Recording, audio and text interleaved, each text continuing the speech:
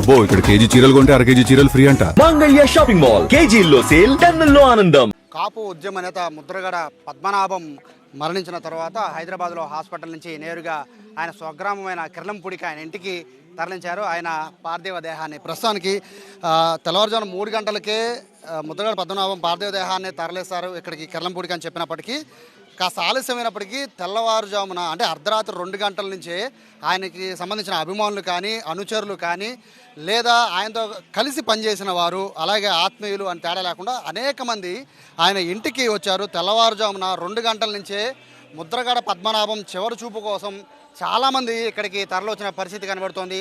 ప్రస్తుతం నేను ఉన్నాను కిర్లంపూడిలో ముద్రగడ పద్మనాభం ఇంటి దగ్గర ఉన్నాను. అనేక మంది వేల మంది ఆయన అభిమానులకి ఎంతోమందికి ఫుడ్ పెట్టిన ఇదే ప్లేస్, ఎంతోమంది ఆయన అనుచరులకి లేకపోతే సహాయం కోరి వచ్చిన వాళ్ళందరికీ సహాయం చేసిన ఇదే ఇంటికి ఇప్పుడు ఆయన పార్థివ దేహం వచ్చింది. సో దాన్ని చూడడానికి చాలామంది తరలి వస్తున్న పరిస్థితి కనబడుతోంది. సాధారణంగా ఇటువంటి దృశ్యాలు అనేవి చాలా అరుదుగా చూస్తూ ఉంటాం, ఎందుకంటే గొప్ప గొప్ప నాయకులకి తప్ప ఇటువంటి సెండ్ ఆఫ్ అనేది ఎవరికీ ఉండదు. కానీ ముద్రగడ పద్మనాభం కోసం అర్ధరాత్రి నుంచి కూడా ఎదురు చూస్తున్నారంటే ఆయన మంచితనం ఏ పార్టీతో కూడా అర్థం చేసుకోవచ్చు. అయితే అంబులెన్స్లో తీసుకొస్తారని చెప్పి అందరూ భావించారు, కానీ ఆయన పర్సనల్ కారులో ఆయన పార్థివ దేహాన్ని తీసుకొచ్చారు. సో ఇక్కడ ఈరోజు సాయంత్రం వరకు కూడా ఆయన పార్థివ దేహాన్ని ఇక్కడ ప్రజల కోసం అలాగే అభిమానుల కోసం వాళ్ళ సందర్శనార్థం ఇక్కడే ఉంచబోతున్నారు. సాయంత్రం తర్వాత ఇదే ప్రాంగణంలో ఆయన ఇంటి ప్రాంగణంలోనే ఆయనకి దహన సంస్కార కార్యక్రమాలు కూడా నిర్వహించబోతున్నట్టుగా తెలుస్తోంది. చూడొచ్చు ఇక్కడ భారీ స్థాయిలో ఇక ముద్రగడికి సంబంధించిన అభిమానులు అనొచ్చు లేదా ఆత్మీయులు అనొచ్చు. సో అనేక మంది ఇక్కడికి వచ్చారు. ఆయన పార్థివ దేహాన్ని ప్రస్తుతానికి ఇక్కడ సందర్శనార్థం పెట్టే ప్రస్తుతం ప్రాసెస్ జరుగుతోంది. ఆ ప్రాసెస్ కోసం ఎంతమంది తలో చెయ్యి వేస్తున్నారో కూడా చూడొచ్చు. ఇదంతా కూడా ఆయన మంచితనంగానే భావించాలి, ఎందుకంటే ఇక్కడికి వచ్చిన వాళ్ళు ఎవరికి కూడా ఆయన ఖాళీ కడుపుతో పంపించిన దాఖలాలు ఇవ్వని అనేక మంది చెప్తూ ఉంటారు. సో ముద్రగడ ఇంటికి వస్తే చాలు ఏ సమస్య పరిష్కారం అవుతుందనే ఫీలింగ్తో చాలామంది ఉంటూ ఉంటారు. అటువంటి ముద్రగడ ఇప్పుడు ఆయన ప్రాణాలతో లేరు అనే విషయాన్ని చాలామంది జీర్ణించుకోలేకపోతున్నారు. ప్రస్తుతానికైతే ఆయన పార్థివ దేహాన్ని నేరుగా ప్రజల సందర్శనార్థం కంటే ముందు నేరుగా ఇంట్లోకి తీసుకువెళ్తున్నారు. ఇంట్లోకి తీసుకువెళ్ళిన తర్వాత హాల్లో ఆయన పార్థివ దేహం ఉంచిన తర్వాత ప్రజల సందర్శనార్థం బయటికి తీసుకురాబోతున్నట్టుగా కూడా తెలుస్తోంది. నేరుగా కార్ అయితే లోపలికి వచ్చేసింది. చూడొచ్చు అభిమానుల ఒక విధంగా చెప్పాలంటే ఒక శోక సందర్భంలో ఉన్నారని చెప్పుకోవచ్చు. అందరూ కూడా ఇక్కడ ఉన్న వాళ్ళందరూ పరిస్థితిని ఒకసారి మనం చూడొచ్చు. కొంతమంది అయితే ఏడుస్తున్న పరిస్థితి, తమ అభిమాన నాయకుడు లేడు అనే విషయాన్ని చాలామంది జీర్ణించుకోలేని పరిస్థితిని మనం ఇక్కడ చూస్తున్నాం. పూర్తిగా కంటతడి పెడుతున్నారు. కేవలం ఇది ఇక్కడ అంటే జస్ట్ ఆయన ఒక సామాజిక సేవ చేస్తాడనో లేకపోతే ఒక కాపు ఉద్యమాన్ని నడుపుతాడనో కాదు, ఆయన ఒక గొప్ప నాయకుడిగా ప్రొజెక్ట్ అయిన ప్రదేశం ఇదే ప్రాంతం నుంచి, అంటే ఇదే కిర్లంపూడి నుంచి, ఇదే ప్రతిపాడు నుంచి ఆయన అనేక పోరాటాలు అనేక ఉద్యమాలు నడిపింది కూడా ఆయన ఇక్కడి నుంచే. సో భావోద్వేగం అనేది సహజంగా వస్తూ ఉంటుంది, కానీ ఆపుకోలేని భావోద్వేగం అయితే ఇక్కడ మనం చూస్తూ ఉన్నాం. ప్రస్తుతానికైతే ఒక్కొక్కరుగా అభిమానులు అయితే అర్ధరాత్రి నుంచి ఎదురు చూస్తున్నారు ఆయన్ని కడసారి చూడడానికి. కానీ ఇక్కడ పరిస్థితి చూస్తూ ఉంటే పూర్తిగా ఇప్పుడే మొత్తం ఈ ప్రతిపాడికి సంబంధించి అనేక చోట్ల మొత్తం అంతా కూడా భారీ ఎత్తున ఆయనకి ఫ్లెక్సీలు వెలిసాయి, ఆయనకు నివాళులు అర్పిస్తూ ఫ్లెక్సీలు వెలిసాయి.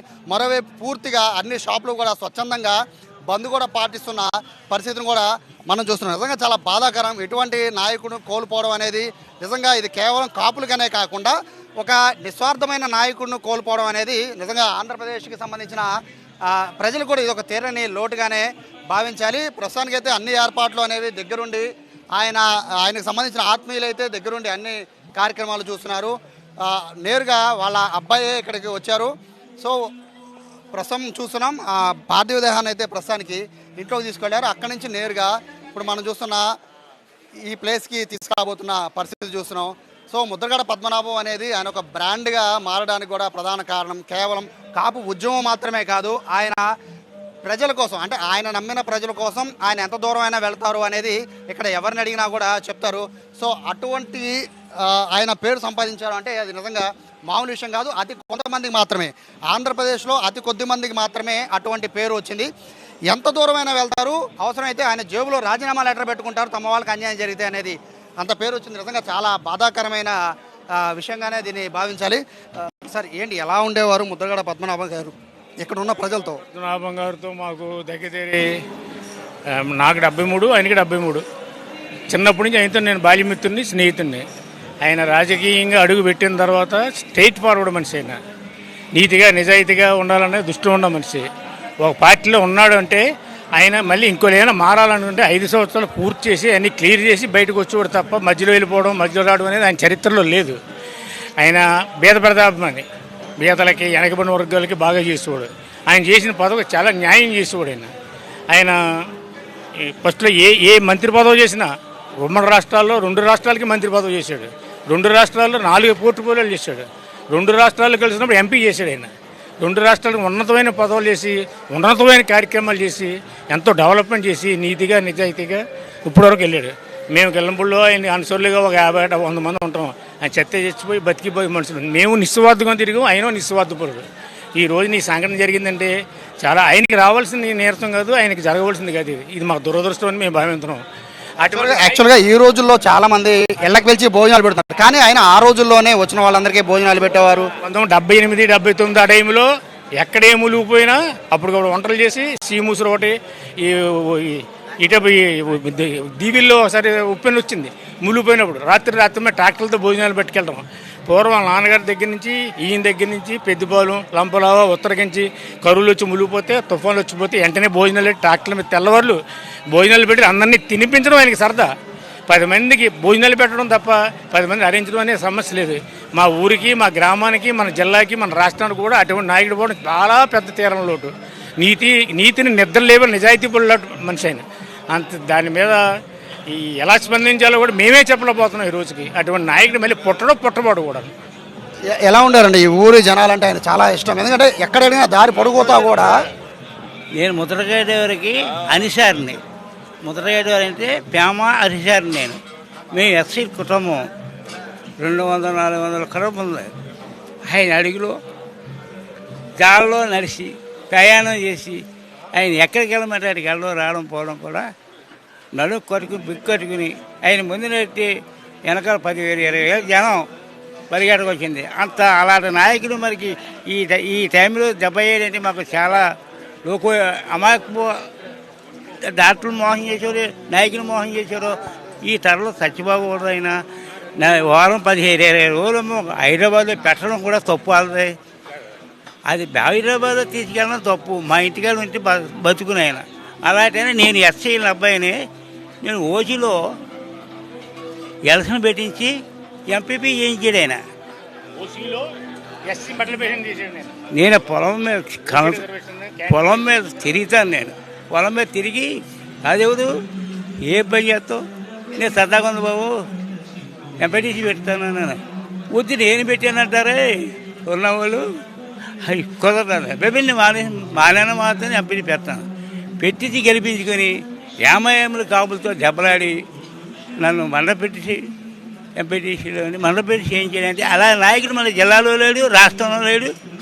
మరి ఎంత ఇదైన ఎత్తికట్టు ఆ నాయకుడు ఎలాంటి మనిషి చూడు.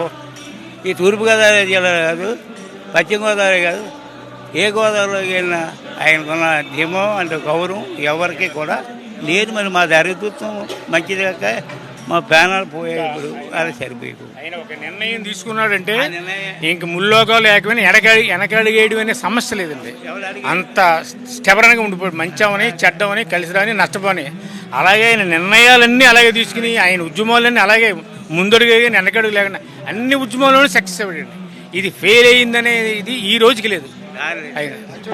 యాక్చువల్గా అందరూ కూడా ముద్రగడ పద్మనాభం అంటే జస్ట్ ఒక కాపు ఉద్యమ నేత అనుకుంటారు, కానీ ఇక్కడ ఈయన చూస్తుంటే అర్థమైపోయింది అన్ని సామాజిక వర్గాలకు న్యాయం చేయాలంటే ముందు నాయకుడిగా నిలబడాలి, నాయకుడిగా అండగా ఉండగలిగితేనే చేయగలరని చెప్తున్నారు. ఒక ఓసీ ఉన్న ప్లేస్లో ఒక ఎస్సీని నిలబెట్టాలి అని ఆయన సంకల్పించుకొని పెద్ద పెద్ద వాళ్ళతో గొడవాడి మరి ఆయన్ని ఎంపీపీని చేసిన చరిత్ర ఉంది. చాలా తక్కువ మందికి మాత్రమే తెలుసు. ఇటువంటి ఇక్కడ మొత్తం ఎంటైర్ ప్రతిభాయే కాదు, ఎక్కడ వీళ్ళని టచ్ చేసినా కూడా ఒక్కొక్క ఇంటికి ఒక్కొక్క కథ ముద్రగడతో ఉన్న అనుబంధాన్ని గుర్తు చేసుకుంటున్నారు. చాలా శోకసంద్రంలో మునిగిపోయిన పరిస్థితి కిర్లంపూడిలో కనబడుతోంది. స్వచ్ఛందంగా అందరూ కూడా బంద్ పాటిస్తున్న పరిస్థితి కిర్లంపూడిలో కనబడుతోంది. ఈరోజు సాయంత్రం ఆయన స్వగృహంలోనే ఆయన అంత్యక్రియలు నిర్వహించడానికి అయితే బంధువులు ఏర్పాట్లు చేస్తున్నారు. కెమెరా పర్సన్ వినయ్తో సాయి, సుమన్ టీవీ, కిర్లంపూడి నుంచి.